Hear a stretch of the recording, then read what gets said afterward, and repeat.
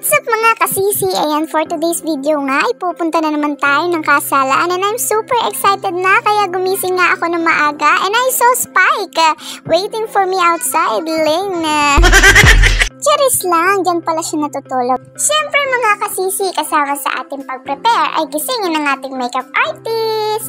Habang hindi pa nga gumigising yung ate ko mga kasisi, piniprepare ko na rin yung makeup kit na gagamitin. Nung naalimpungatan na nga yung ate ko, ayan, nagsimula na nga kami sa aming pag-aayos. Habang inaayusan nga ako ng ate ko mga kasisi, may kasama pa tong kurot at sapak dahil napakalikot ko daw. Sa susunod mga kasisi, hindi na ako magpapamakeup sa ate ko kapag bagong gising. After ko nga mag-ayos mga kasisi, dumiretso na rin ako sa sentro para hintayin yung tito ko. So ayun, kakahintay ko nga sa tito ko mga kasisi. Inabot na ako ng 2 hours pero wala pa rin. Dahil wala pa nga yung tito ko mga kasisi, dumiretso muna ako sa mall para mag-eme-eme. Siyempre di ko makakalimutan ang Lola Lucita ko na napakabait na pinahiram ako ng kanyang dress. Thank you Lola, love much more. So ayun mga kasisi, expectation versus reality na naman tayo dahil hindi tayo sundo ng tito ko. Ayan mga kasisi, nakarating na rin ako sa simbahan ng Burabod Seventh-day Adventist Church at hindi pa nga ako masyadong late. Kasama ko rin pala mga kasisi ang ating love couple na si Ate Melody at Kuya Mark. Sumasakit na naman ang mata ko mga kasisi. Pati ang tita ko na napakaganda at si Tito Benny. At bago nga magsimula mga kasisi ay makakarinig muna tayo ng magandang awitin.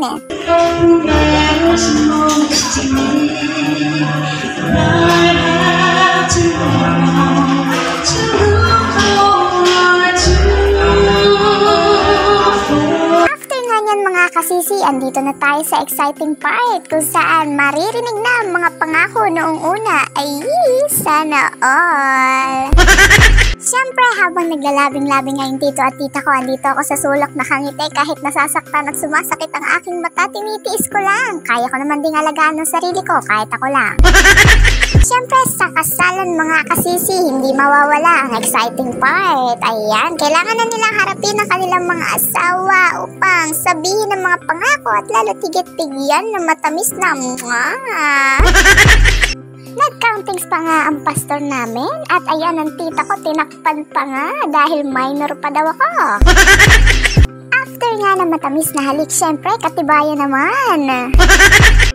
Isa nga rin ako mga kasisi sa mga pumirma bilang isang witness.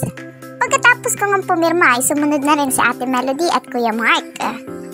After nga ng pirmahan mga kasisi, nagkaroon din ng photo opportunity. After nga ng photo opportunity mga kasisi, diretso naman na sa reception at kung makikita nyo, meron tayo dyan mga master guides na isa sila sa mga nakatulong sa pagpapaganda ng kasalang ito. Sobrang saya ko nga mga kasisi dahil isa ako sa mga naging parte ng ganitong moment.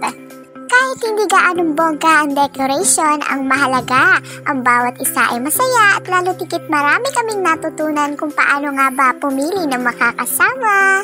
So, nandito na nga ako reception area mga kasisi. Ayan, sobrang saya ng ating mga couples and also lahat naman ay nag-enjoy dahil sa napakasayang moment na ito na kung minsan lang ay mangyari at may basbas na ng Panginoon ang bawat isa.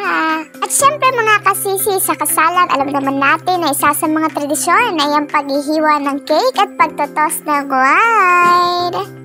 Ang una nga naghiwa ng cake ay ang family Garbida na kung saan may thrill pa dahil kailangan nilang magsubuan na may takip ang kanilang mga mata. Pero wait, there's more. Dahil kapag may lumampas na cake sa pisngi mo, ang iyong asawa ang siyang didila. Hay, mapapasana all ka na lang talaga. So yun lamang mga kasisi at dito na nagtatapos ang wedding ganap at kami pauwi na. Maraming salamat!